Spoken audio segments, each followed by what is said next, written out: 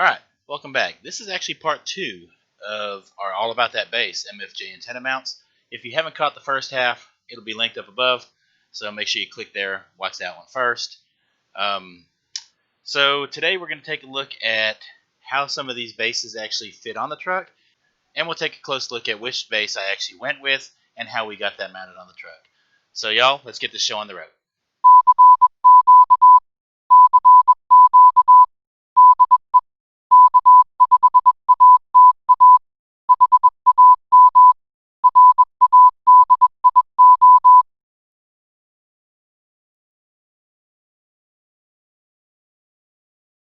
Alright folks, y'all remember, hit that like button, hit subscribe, be sure to hit that bell so that you get notified of any new content or when we go live or anything like that.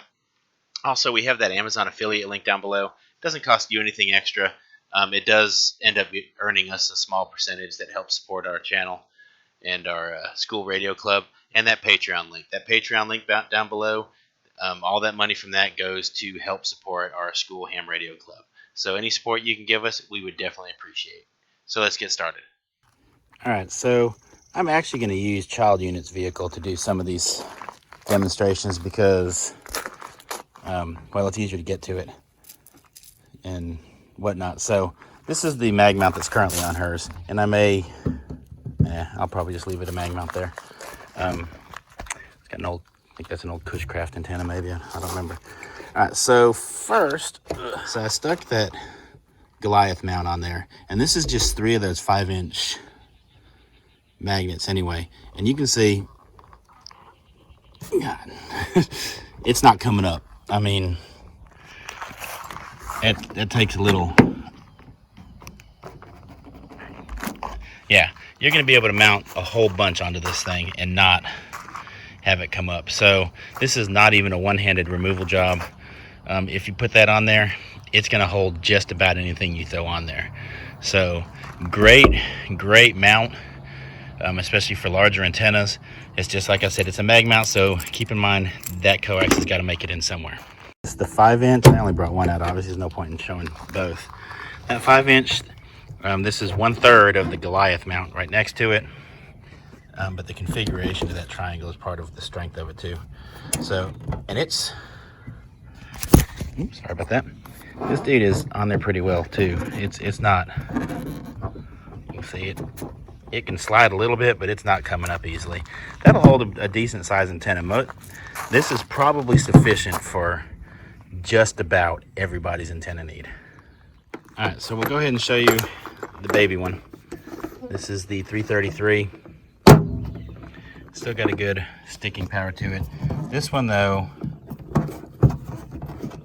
it can pop up. Let's see if you saw that. So you can, this one will still pop up off of there. So we're talking, you know, itty bitty antennas for that dude. I mean, it'll hold a lot of them, but you don't want anything with a bunch of wind load on it here. It's like the 3 little piggies, you know. This is the little bitty piggy. All right, next is the license plate mount. So this is what the license plate mount would look like on a vehicle. I can see where that would work. That would work great. The trunk would open and this would open with it. You know, this is a great option for a car. But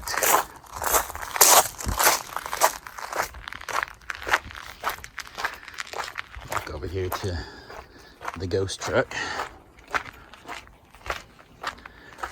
Okay, but you'll see if you try to use this on something with a bumper or like a bumper step. Let's see, oops. See what happened was, yep. So it's not going to work there. So that kind of sucks. All right, so in the truck, let's try to see if we can mount this thing up. I got it in the truck because, well, we're in Mississippi and it's hot. All right, so this is that window mount. Like I said, this is for you fin gang kind of people. All right, so the way this is going to go is this going to slip on top, and it's just going to slide down there, and you can see it's on there now. I'm kind of curious to see how this is going to work out up here. I may live to regret this. Oh, it closes. So that is, and it's kind of hard to see with the light in the background. There you go. That is the MFJ. What is that number again? I'm old, I can't see it. 310 or whatever it is. We'll look at it again. Okay, and then you've still got 10 feet of this cable. So if you're a handy talk guy and that's it, you stick your BNC antenna out there, you got it, take this with you, plug it in, and you're off and running. Great for rental car kind of stuff too. You know, if you've got a rental car and you know you fly into somewhere, you need to, or you don't need to, I guess, but you want to get on the air. Obviously, you can't lug a big old MagMap antenna or something like that. Bring your handy talkie, bring an adapter or two if you need it, and slide that dude in the window, and you can work the repeaters and stuff around there. So that's actually not a bad looking option. Like I said, I don't have an antenna that has a BNC connector, and I don't have an adapter handy right now. Otherwise, I'd try to throw that dude on the air and see how it does. But I'm a little surprised at how well that fits in there and how nice that looks. So that's plenty long that you can have it on the back window and still have the feed line come up here to the front. So, you know, good deal. Now, if you've got experience using one of these, throw it in the comments, man. Let me know. I would like to know if it works as well as it looks, because I'm kind of impressed with that little guy. I rarely fly. I try to drive everywhere I go, but yeah, I'll go ahead and throw this one in the giveaway, I'm sure. But not because I want to. See, the pack rat in me wants to keep this. It really does. And the last two I wanted to show you. You can see I've got this. It's like this magnet or electronic tonneau cover, however you say that. And you can see up here at the front, it takes up, I don't know, a good little more than a foot of my bed, which means my corner mount option wouldn't necessarily work for me. But all right, so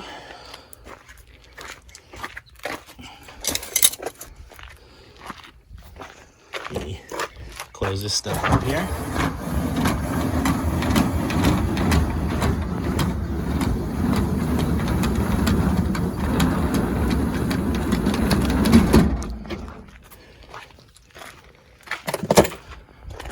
All right, and the last one is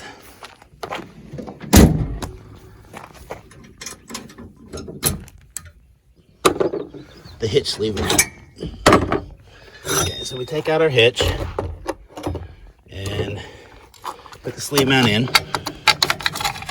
I'm not going to bother hitching it in, but I'm going to show you what I'm talking about with that. Come over to my potable Jetstream off-brand hamstick carrying facility.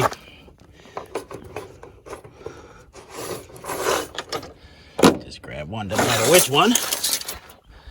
All right, so if we mount that sucker in here, it's kind of hard to do this one-handed, just so you know. There you go.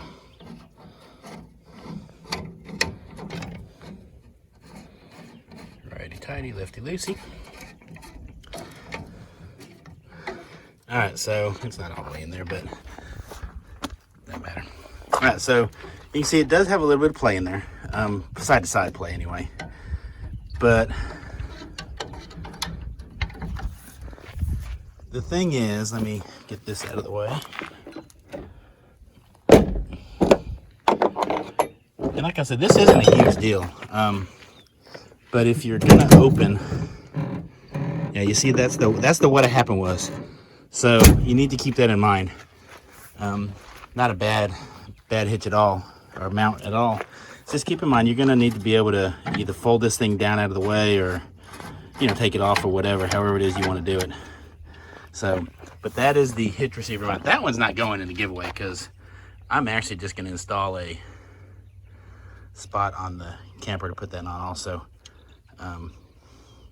Just because that, I don't know. Here I am, I'm trying to justify ways to keep stuff. I may put it in the giveaway, who knows. Okay, so here's the question. Which mount did I go with? This is the mount that is definitely not going to make it into the giveaway. Yeah, this old MFJ antenna has been around for a minute or two. Just so you know, that antenna is the MFJ 1422B. So I've had that sucker for, gosh, I don't know how many years. All right, so this is it. We are going with the MFJ 345S. Okay, now this antenna is labeled as a trunk slash hatchback lip mount with an SO239 connector. Now let's take a look at why I chose this one. Okay, one of the reasons is if you look, it's got a hinge, so I can adjust the angle of this. And in fact, I've got the angle adjusted up so that it looks square when you're looking at the truck. When I first put it on, it was kind of looking janky. So you can adjust it that way. It's also got an adjustment here at the base, so I can pivot it however I want also. So I've got two ways to manipulate that to make it fit. I took a couple short little videos on the install just to kind of show you how it went. Before you start screwing everything in and whatnot tight, you want to check and make sure that you're still going to have enough space to close. This comes up against this little plastic. Let me see if I can get to where you can see that better. That plastic ridge there, and I'm going to kind of slide it up so when it closes down against the straight area. I don't want it going onto this curve here. All right, and I'm holding it up there, and you can see I've got that metal backing plate up against there. Just slide it in there, and we're going to tighten those four up, and I'm going to test fit it before I get it all tightened up in there. And that's the back side of it. It takes a little while to get them good and snug, especially if you're fighting big hands and trying to get down in there. But take your time and make sure you get that snugged up really well. You don't want that to be loose, because that's what's going to mar your paint, is if that thing starts to kind of slip in the wind. And you definitely don't want it to work loose and flop off while you're driving. Okay, now I haven't adjusted this part yet, but we're going to go ahead and test fit it before I go any farther. Now this coax I'll have to zip tie down in there, and before I slam it, let's make sure we're looking good. And alright, so that's all the way down, and that's where that goes. So the coax, like I said, well, that's got a little bit of play in there. That's good. I can leave that. Now this is going to adjust, and I can actually adjust that to go however I want. So I may go, we'll have to see which way I like the feel of it better. So let me get this hood back opened up because the coax is just hanging. And there it is. That is on there. Now I'm going to tighten this because this controls its pivot, and you don't want it to flop around. So that bolt right there, and it includes the Allen wrench for it. Passing through the grommet, all I did is I just cut a little cross in there. I'm going to shove them through there and put this grommet back in. But that is where it comes in. And then I've got some cleanup work or some noise. I still need to bond this thing to the truck body and everything like that. So, but we're getting there. I'm gonna get that done. But it is in there and it works. But that would be the winner for which one I was gonna go with. So once again, that was the MFJ 345S. Same thing, came with 17 feet of coax, and I just came down through the wheel well here under that plastic stuff, up through a grommet that was in there, and into the back of the radio. So Okay, so here we are at the MFJ website, and I just went to the antenna accessories section and said I'm looking for MFJ brand because that's what they sent. And when we look down the list here, let's see what we got. We got the 335 BT, that's a different Here we go. 335 BS, $20. That's not bad. That truck bed mount, I didn't show the truck bed mount going in my truck because I didn't have I've got the cover, that tonneau cover there.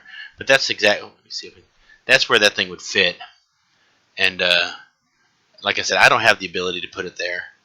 But if you mount it right up there on the edge like that, you can screw it in there. And I can see that being a great mount if you don't have something there.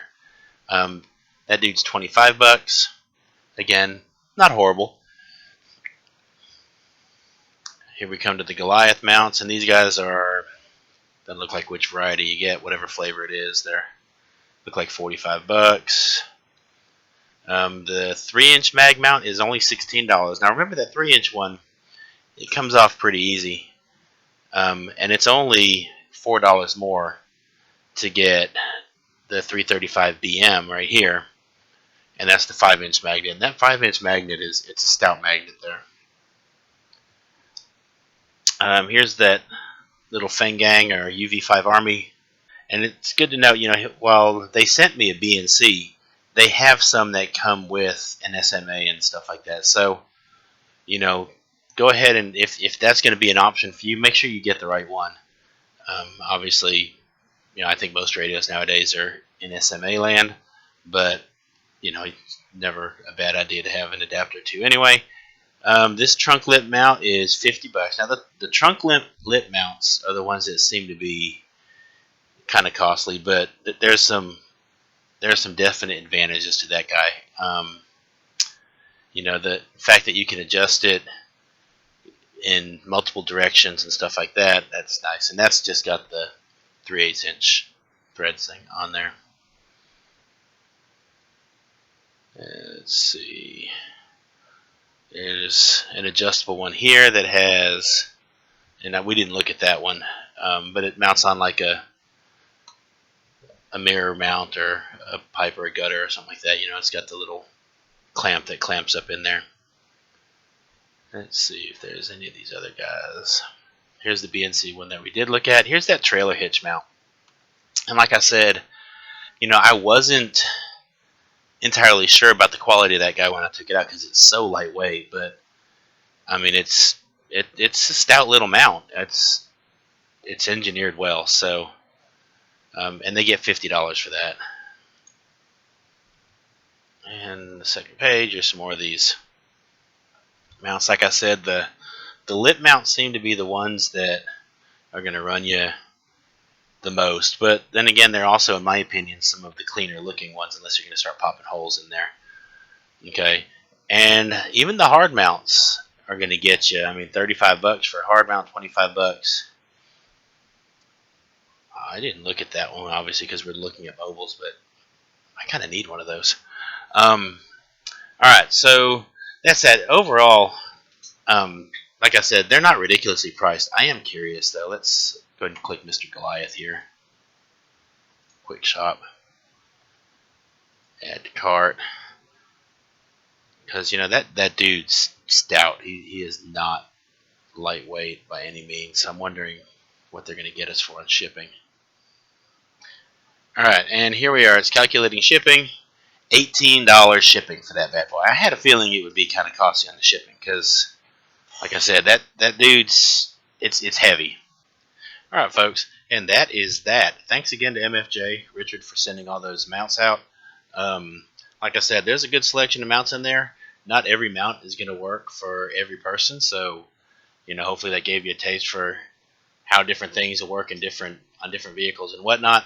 And all these mounts that I have that are left over, well, like I said, one of them is probably going to Brad, and then the rest of them I'm probably going to do a giveaway. So any ideas on how you want me to do that giveaway, throw them down in the comments below.